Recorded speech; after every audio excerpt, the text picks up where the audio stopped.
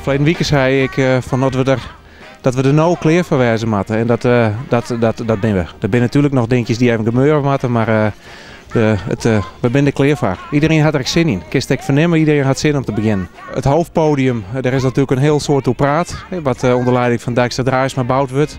Daar kunnen we onder trouw. En nou ja, dat is nou bewaarheid worden. Dus het is ontzettend leuk.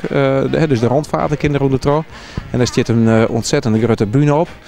En wat misschien op dit moment wel heel erg in het eigen springt, is de grote tent die we op de ziel bouwt hebben. Dat is deels voor het waar, maar ook voor het spektakel. Dus daar is de oude op volle toerentent van Kammen draait er weer. En dat is een ontzettend leuk ding. Een hele leuke eyecatcher.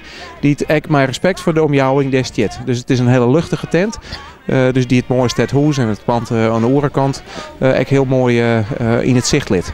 Kist het al jaar op dit moment al in de kranten. Werd 90.000 van in Friesland verspreid binnen lezen. Programma's binnen op een site. Hele leuke dingen. Wij het Excel wel meidbank is. Dus wij kennen te gerne nog even suppen. Of wij kennen hoeverborden. We moeten even nu te kleren, maar hele leuke dingen. Er is eigenlijk maar één spelbrekker, hè? Nou, elementen. Ze jaren erbij. Natuurlijk is het spannend en dan haast hoe het over het waar.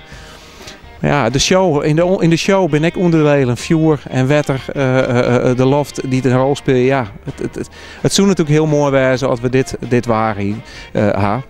Laten we net vergeten dat wat we nu al hebben, de lol die we nu al hebben, in een heel soort mensen in de tariening naar het feest. Dus het is nu al een onvergetelijk weekend. En er zullen een paar druppen komen, maar daar redden we mee. Het hele weekend, en ik denk dat het heel bijzonder is voor een plak en voor een regio als dit, dat het hele weekend op kanaal 20 live te zien is. En dat is bijzonder. Ik denk dat het een verplichting is die wij hebben. Omdat er natuurlijk wat meerschapsgeld in gaat, maar dat iedereen die er net bij kan wijzen, dat hij het toch zien kan. En dat is heel bijzonder. Dankzij RTV NOF. Op het kanaal en livestream over de hele wereld. Dus alle documenten om Utens, Friesen om Utens, die kunnen dit mij beleven. Het wordt een groot feest. Absoluut. Welkom in Dokkum.